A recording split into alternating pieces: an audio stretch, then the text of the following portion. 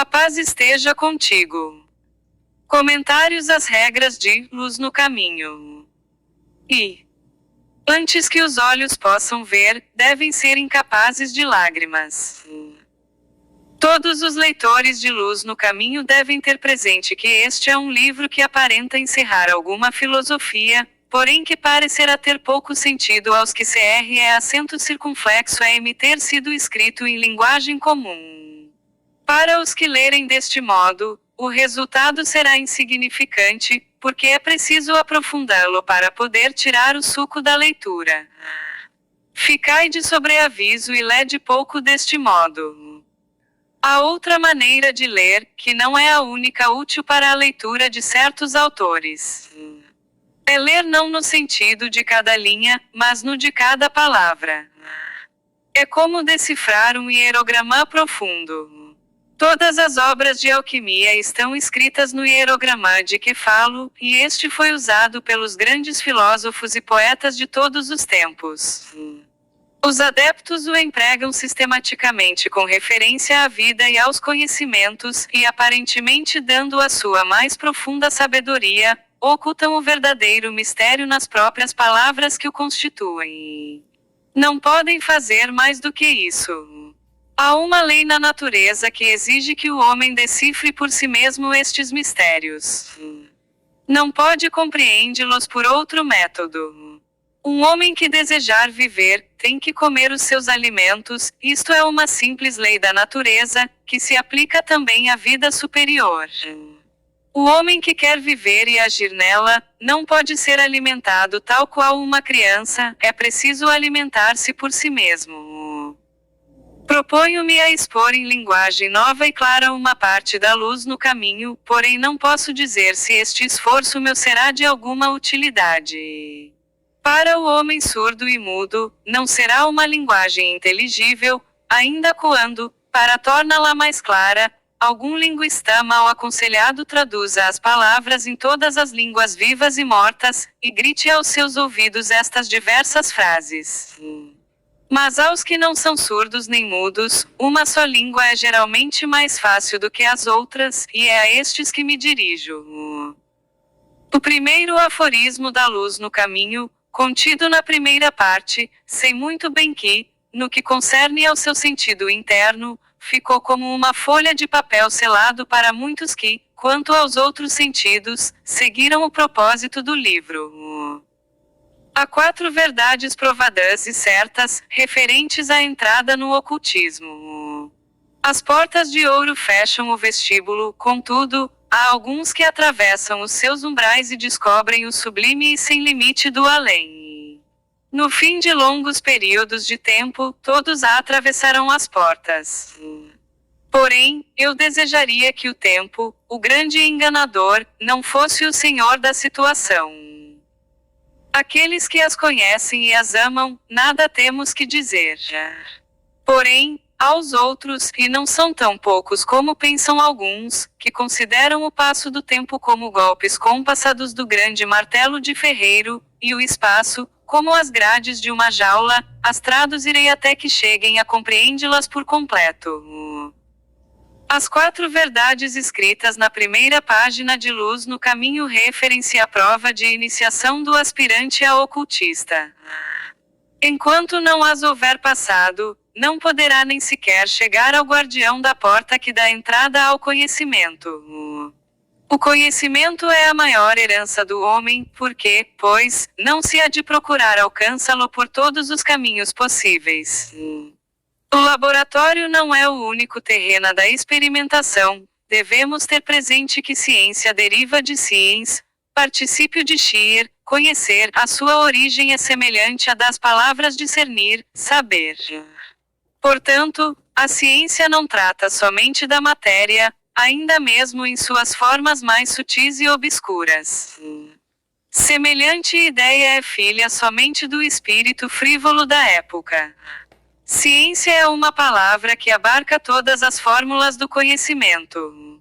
É muito interessante ouvir o que descobrem os químicos e vê-los ir encontrando o seu caminho através das densidades da matéria até suas formas mais finas. Há, porém, outras classes de conhecimentos, e nem todos limitam o seu desejo de saber estritamente científico tão só às experiências suscetíveis de ser verificadas pelos sentidos físicos.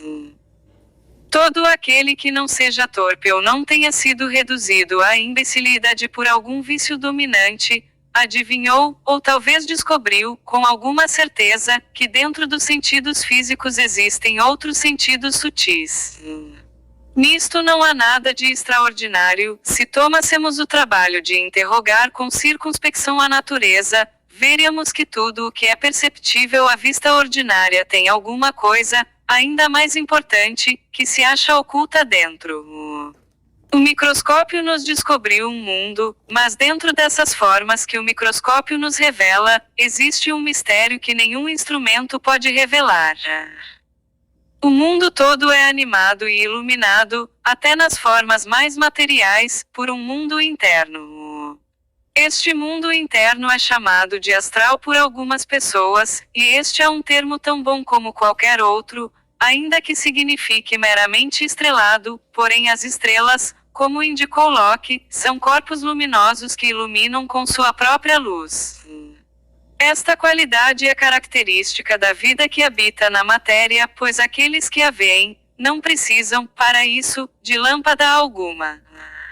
A palavra star de estrela deriva de stirman, twister twistir, anglo-saxônio, que significa mover-se, e é indubitável que a vida interna é senhora da externa, da mesma forma que o cérebro do homem guia o movimento de seus lábios. Assim, pois, ainda que a palavra astral não seja em si um termo muito apropriado, irei contentar-me com ela para o objetivo que me proponho. Toda luz no caminho é escrita com uma chave astral, e portanto, só pode ser decifrada por aquele que lê astralmente. Os seus ensinamentos se referem à educação e desenvolvimento da vida astral.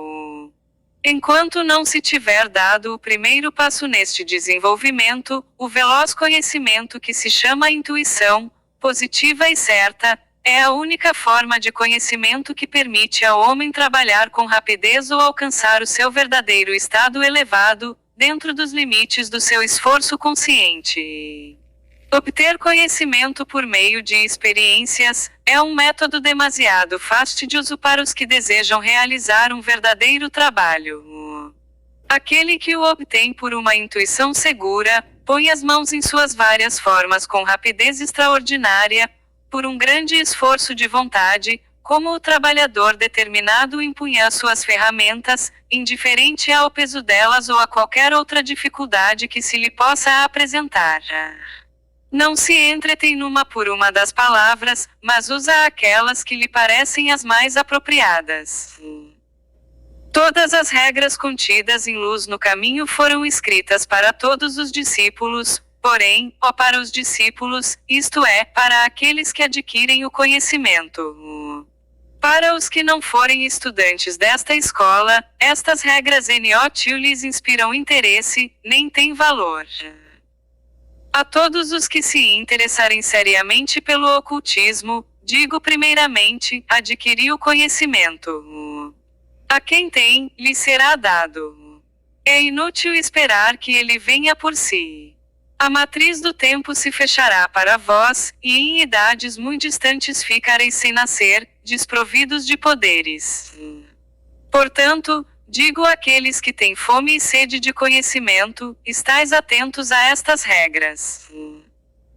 Não são obra nem invenção minha. São a mera expressão verbal das leis da natureza superior, a manifestação, por meio de palavras, de verdades tão absolutas em sua própria esfera, como as leis que regem as funções da Terra e da sua atmosfera. Os sentidos de que se fala nestas 4 declarações, são os sentidos astrais ou internos. Nenhum homem deseja ver essa luz que ilumina a alma, enquanto a dor, o pesar e o desespero não o tenham livrado da vida da humanidade comum. Primeiro vence o prazer, depois vence a dor, até que seus olhos sejam incapazes de verter lágrimas. Esta é uma verdade indubitável, ainda que saiba muito bem que será recebida com uma negativa veemente, por muitos que se simpatizam com os pensamentos da vida interna. Ver com o sentido astral da vista é uma espécie de atividade que nos é difícil compreender prontamente. O homem científico conhece o milagre que executa cada criança que vem ao mundo, quando, pela primeira vez, conquista a visão e a obriga a obedecer ao seu cérebro. É certo que para cada um dos sentidos se realiza um milagre semelhante, porém esta ordenação da vista é, talvez, o esforço mais estupendo. Apesar disso, a criança o faz quase inconscientemente, pela força do costume herdado. Ninguém se lembra agora de o ter feito, do mesmo modo que não podemos recordar-nos dos movimentos individuais que, há um ano, nos permitiram subir uma montanha. Isto resulta do fato de que nos movemos e vivemos, e temos o nosso ser na matéria. O nosso conhecimento dessa verdade se tornou intuitivo. Como a nossa vida astral sucede uma coisa muito distinta.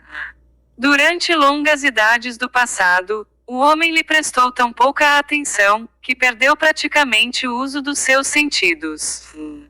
É verdade que, em todas as civilizações, se levanta a estrela, e o homem confessa, com maior ou menor ignorância e confusão, que reconhece a própria existência.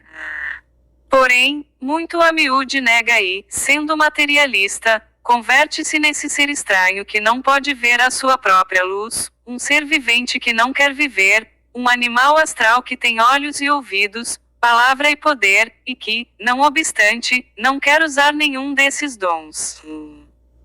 Tal é o caso, e o hábito da ignorância firmou-se de tal modo que já ninguém quer ver com a vista interna, enquanto a agonia do sofrimento não tiver tirado aos olhos físicos, não só a vista, mas também as lágrimas, que são o orvalho da vida. Ser incapaz de chorar é ter enfrentado e ter vencido a simples natureza humana, é ter alcançado o equilíbrio que as emoções pessoais não podem fazer perder.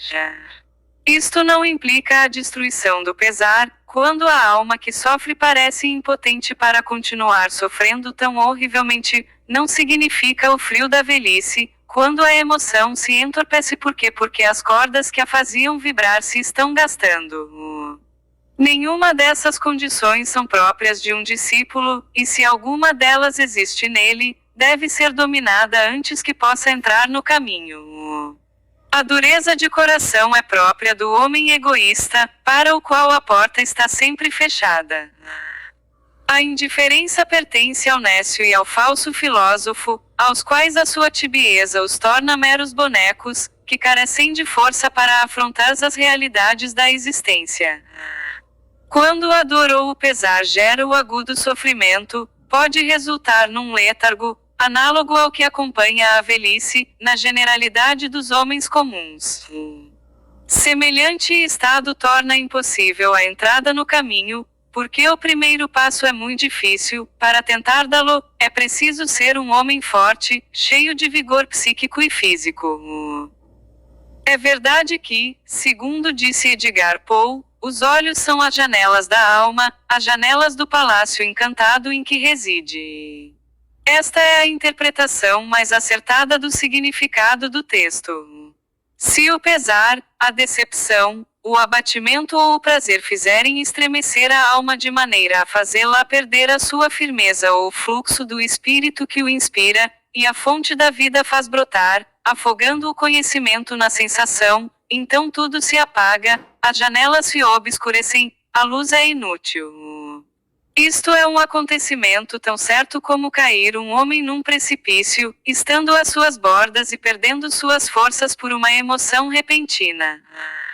A postura do corpo e o equilíbrio devem ser conservados, não só em lugares perigosos, como também nos terrenos planos e com todo o auxílio que a natureza nos presta pela lei da gravitação. Assim acontece com a alma, é o ela entre o corpo externo e o espírito sidereal. A chispa divina mora no lugar silencioso, em que nenhuma convulsão da natureza pode estremecer o ar. Assim acontece sempre.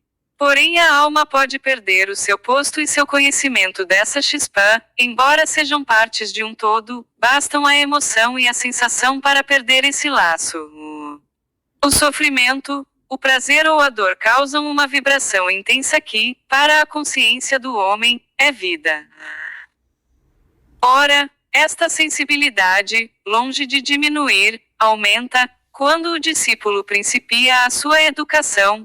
Ele tem que sofrer, gozar ou suportar mais sutilmente do que os outros homens, na mesma proporção que se impôs um dever que não existe para os outros, o de não permitir que o seu sofrimento o tire de um determinado propósito. Enfim, desde o primeiro passo tem de cuidar com firmeza de si mesmo e por o bocado em sua própria boca, ninguém o pode fazer por ele. Os 4 primeiros aforismos da Luz no Caminho se referem exclusivamente ao desenvolvimento astral. É necessário efetuar-se, até certo ponto, este desenvolvimento, isto é, deve-se aprender resolutamente, antes que o resto do livro chegue, realmente a ser inteligível apenas para o intelecto, em uma palavra, antes que possa ser lido como tratado prático e não como tratado metafísico. Em uma das grandes fraternidades místicas, há 4 cerimônias que se verificam em princípio de ano, as quais ilustram e esclarecem praticamente estes aforismos. As cerimônias em que tomam parte somente os noviços, porque são simplesmente ofícios do vestíbulos. Porém, ver-se-á claramente quão grave coisa é fazer-se discípulo, quando se entender que todas são cerimônias de sacrifícios. A primeira é a de que tratei há pouco. O gozo mais sutil, a dor mais cruel, a angústia da perda e do desespero se acumulam sobre a alma temerosa que ainda não encontrou a luz na obscuridade, que está desamparada como um cego. E enquanto ela não puder sofrer estes choques sem perder o equilíbrio, seus sentidos astrais permanecerá fechados. O médium ou o espírita, que se precipita no mundo psíquico sem preparação, é um violador da lei e transgressor das leis da natureza superior. Os que violam as leis da natureza, perdem sua saúde física, os que violam as leis da vida interna, perdem sua saúde psíquica. Os médiums costumam tornar-se loucos, suicidas, seres miseráveis, sem senso moral e quase sempre se tornam incrédulos, por duvidar daquilo que viram com seus próprios olhos. O discípulo é obrigado a ser seu próprio mestre antes de aventurar-se nessa perigosa senda e tentar colocar-se em frente desses seres que vivem e laboram no mundo astral, a quem chamamos mestres, por causa do seu grande conhecimento e de seus poderes, não só para dominar a si próprios, como também a forças que os rodeiam.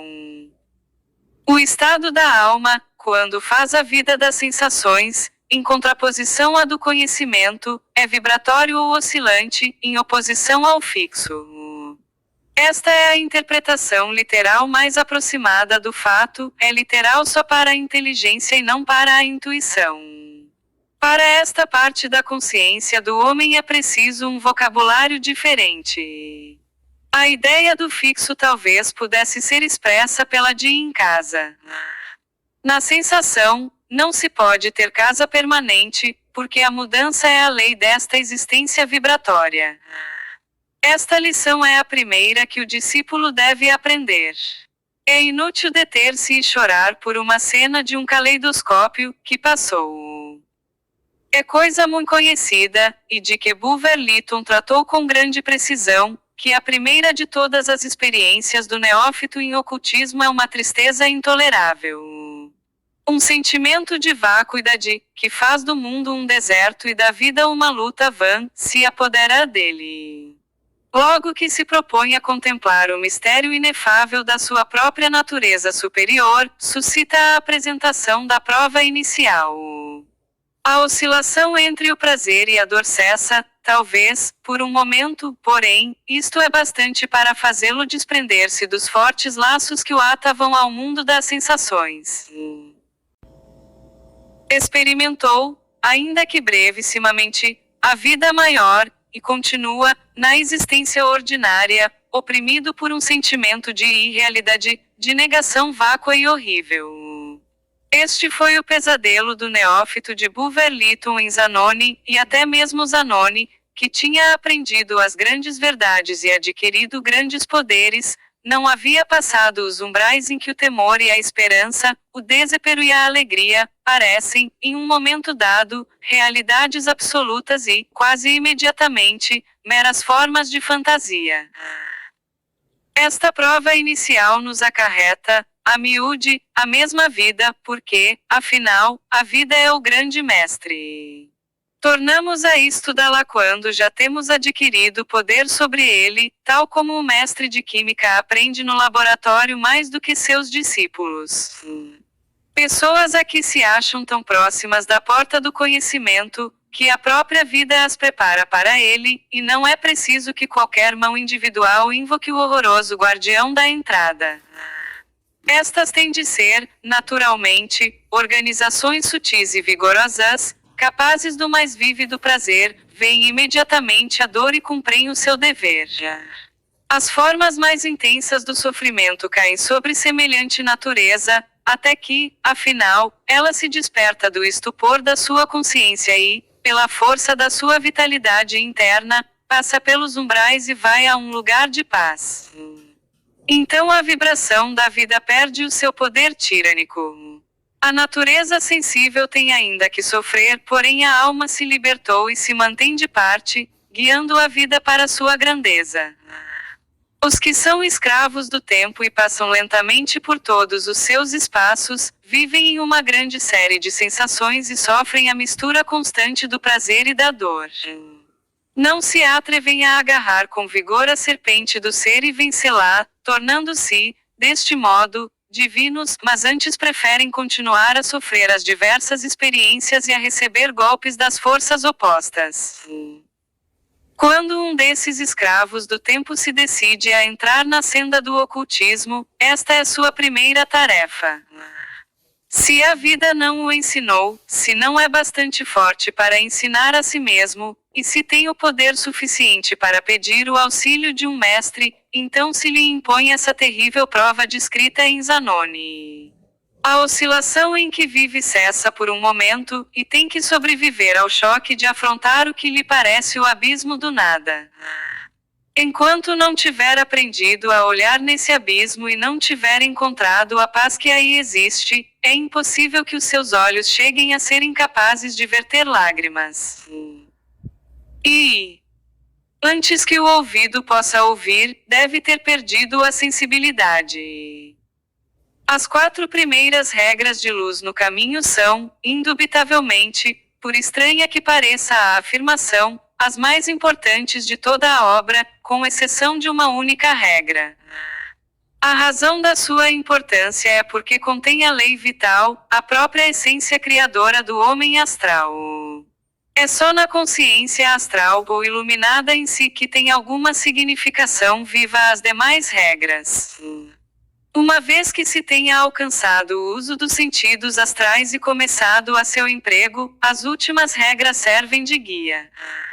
Ao falar assim, quero dizer que as 4 primeiras regras são as que têm importância e interesse aos que as leem impressas em letras moldadas.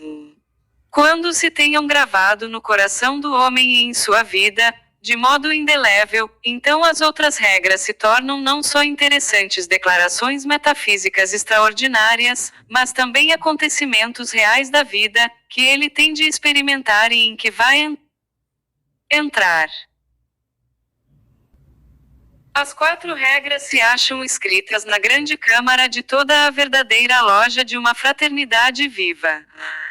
Seja que o homem vá vender a sua alma ao diabo, como Fausto, seja que vai ser vendido, como Hamlet, ou esteja destinado a penetrar no recinto, em qualquer destes casos as palavras são para ele. O homem pode escolher entre a virtude e o vício, porém, não antes de ser homem, uma criança ou um animal selvagem não pode fazer tal eleição.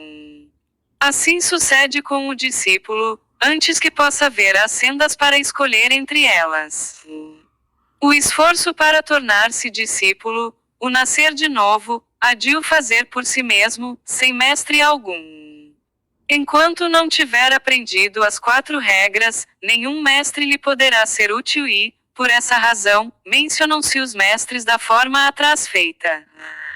Nenhum verdadeiro mestre ou adepto com poderes, pertença à direita ou à esquerda, poderá influir sobre pessoa alguma, antes de ter passado por estas 4 regras. As lágrimas, como disse, podem ser chamadas o orvalho da vida. A alma deve ter perdido as emoções da humanidade, deve ter alcançado um equilíbrio que a desgraça não possa fazer perder, antes que seus olhos possam abrir-se ao mundo dos super-humanos. A voz do mestre percorre sempre o mundo, porém só a ouvem aqueles cujos ouvidos já não percebem os sons que afetam a vida pessoal. O riso já não alivia o coração, a cólera já não o excita, as palavras doces já não têm para ele um balsâmico afeto.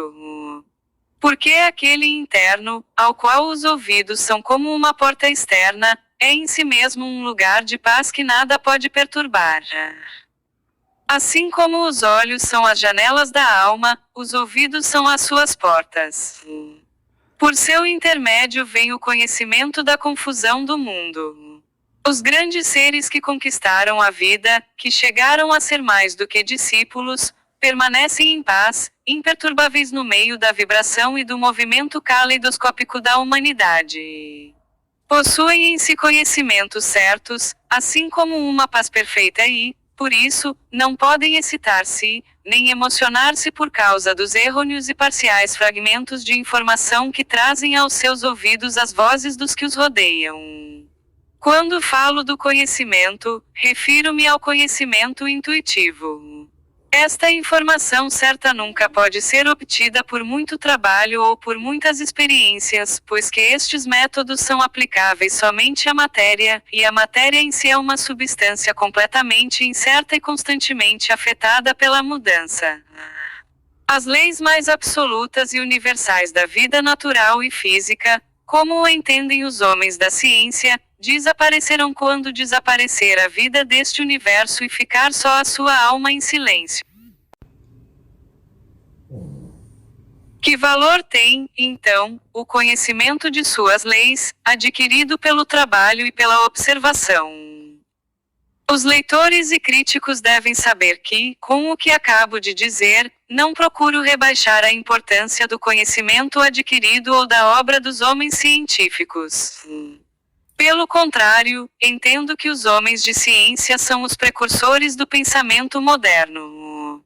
Os dias da literatura e da arte, em que poetas e escultores viram a luz divina e a interpretaram com a sua grande linguagem, jazem sepultados em remotos passados com os poetas e escultores anteriores a Fídias e com os poetas anteriores a Homero. Os mistérios já não governam o mundo do pensamento e da beleza, a vida humana é o poder que dirige e não aquele que existe mais além dela. Porém, os trabalhadores científicos estão progredindo, não tanto por sua própria vontade, como pela mera força das circunstâncias, até a longínqua linha que divide as coisas interpretáveis. Cada novo descobrimento lhes faz dar um passo adiante, portanto, estimo muito altamente o conhecimento que se adquire pelo trabalho e pela experiência. Mas o conhecimento intuitivo é uma coisa muito distinta. De modo algum se pode adquiri-lo, pois é verdadeiramente uma faculdade da alma, não da alma animal, dessa alma que, depois da morte, se converte em fantasma, sujeito à paixão, à atração ou à atuação dos seres humanos, senão a alma divina que anima todas as formas eternas do ser individualizado. Esta é uma faculdade que reside nessa alma e a qual é inerente. O aspirante ou discípulo tem de elevar-se à consciência dela por um férreo, resoluto e indomável esforço da vontade. Uso a palavra indomável por uma razão especial. Só aquilo que é indomável, que não pode ser dominado, que sabe que tem de exercer o papel de senhor sobre os homens, sobre os conhecimentos, sobre todas as coisas, exceto sobre sua própria divindade, pode despertar esta faculdade. Com a fé tudo é possível. Os sépticos se riem da fé e se vangloriam de tê-la afugentado de suas próprias mentes. O certo é que a fé é uma grande máquina, um poder enorme, que verdadeiramente pode realizar todas as coisas, pois que é o contrato ou compromisso entre a parte divina do homem e o seu eu inferior. O uso desta máquina é de todo necessário para obter-se o conhecimento intuitivo, se o homem não crê que traz em si mesmo este conhecimento, como há de pretender empregá-lo? Sem ele, acha-se mais desamparado do que qualquer madeira ou resto de naufrágio entre as grandes ondas do oceano. É levado de cá para lá, assim pode suceder ao homem por meio das mudanças de fortuna. Porém, tais aventuras são puramente externas e de muito pouca importância. Um escravo pode ser arrastado pelas ruas carregado de ferros e, entretanto, ter a alma tranquila do filósofo, como se viu na pessoa de Epíteto. Um homem pode possuir grandes riquezas e poderes mundanos e, conforme toda a aparência, ser dono de seu destino e, ainda assim, não saber o que é a paz e a certeza, porque dentro de si, ele se acha à mercê de todas as correntes de pensamentos que moram nele. E estas correntes distintas não somente arrastam o homem corporalmente de cá para lá, como um ramo vagueante nas águas, o que seria quase nada, mas também entram pelas portas da alma, a invadem e a tornam cega e vazia de toda a inteligência permanentemente, de maneira tal que as impressões transitórias a afetam. Para deixar mais claro o sentido do que disse, darei um exemplo. Considerai um escritor dispondo-se a escrever, um pintor concebendo um quadro, um compositor ouvindo as melodias que despontam em sua alegre imaginação. Fazei que um destes trabalhadores passe as horas do dia em uma janela, olhando para uma rua de muito trânsito. O poder da vida animada cega igualmente a vista e o ouvido, e o grande tráfego da cidade não é para ele mais do que uma cena passageira.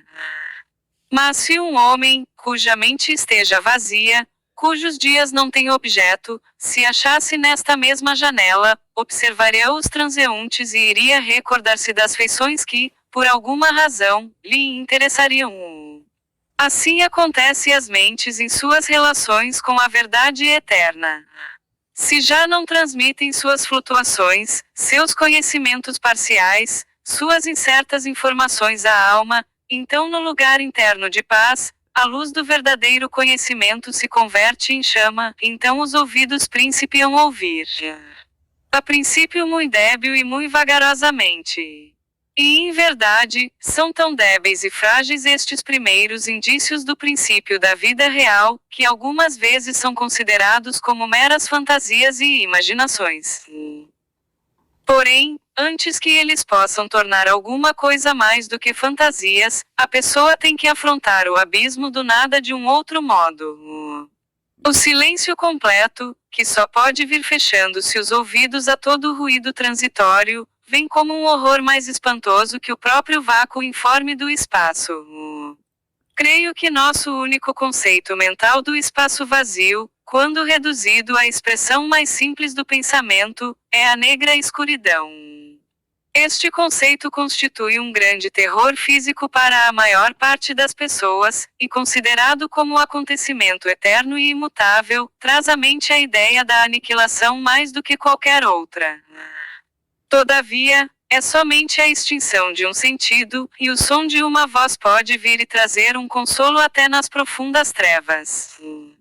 Uma vez que o discípulo encontrou seu caminho nesta obscuridade, que é o espantoso abismo, deve fechar de tal modo as portas de sua alma que nela não possa penetrar nenhum consolador ou inimigo. E ao fazer este segundo esforço, é quando se faz notório, aos que então não tinham se apercebido disso, o fato de que a dor e o prazer não são mais do que uma sensação. Porque quando se alcança a soledade do silêncio, A alma sente tão fero e apaixonado o apetite de sensação em que repousar, que uma sensação dolorosa seria recebida com a mesma ânsia que uma de prazer.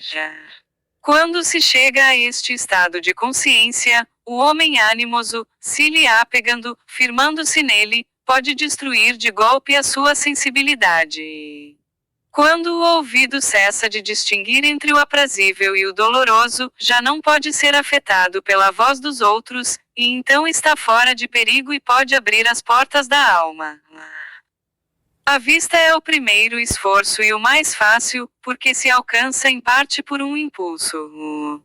A inteligência pode conquistar o coração, como é muito observado na vida comum. Portanto, este o passo preliminar se acha dentro dos limites da matéria. Mas o segundo passo não permite semelhante ajuda em nenhuma classe de auxílio. Por auxílio material quero significar a ação do cérebro ou as emoções da alma humana. Ao obrigar os ouvidos a escutar solenemente o silêncio eterno, o ser que chamamos homem se converte em algo que já não é homem. Um exame muito superficial das 1001 influências com que os outros nos afetam, demonstrará que isso deve ser assim. Um discípulo deve cumprir todos os deveres de sua virilidade, porém os cumprirá com referência ao seu próprio sentimento de retidão, e não com referência ao sentimento de outra pessoa ou corporação. Este é o resultado de seguir a doutrina do conhecimento em vez de qualquer das crenças cegas. Para obter o silêncio puro, necessário ao discípulo, tem de se deixar o coração e as emoções, o cérebro e suas intelectualidades. Uns e outros são mecanismos que perecem juntamente com a breve vida do homem. A essência no além, aquilo que é causa motora e que dá vida ao homem, é o que o obriga agora a animar-se a agir. Esta é a hora de maior perigo. Na primeira prova, os homens se tornam loucos de temor, é a respeito dessa prova que escreveu Bulwer Lytton. Nenhum novelista falou da segunda prova, embora o fizessem alguns poetas. O seu perigo sutil e grande consiste em que, na medida da força de um homem, está a medida de suas probabilidades de passar adiante ou mesmo de poder lutar. Se tem poder suficiente para despertar essa parte não costumada de si mesmo, a essência suprema, então terá forças para abrir as portas de ouro, então o verdadeiro alquimista estará de posse do elixir da vida. Nesse ponto da experiência é que o ocultista se separa de todos os outros homens e entra em uma vida peculiarmente sua no caminho dos feitos individuais, em lugar da mera obediência aos gênios que governam a nossa terra. Esta elevação própria a um poder individual o identifica realmente como as forças mais nobres da vida e o unificam com elas. Porque elas estão mais além dos poderes desta terra e das leis deste universo.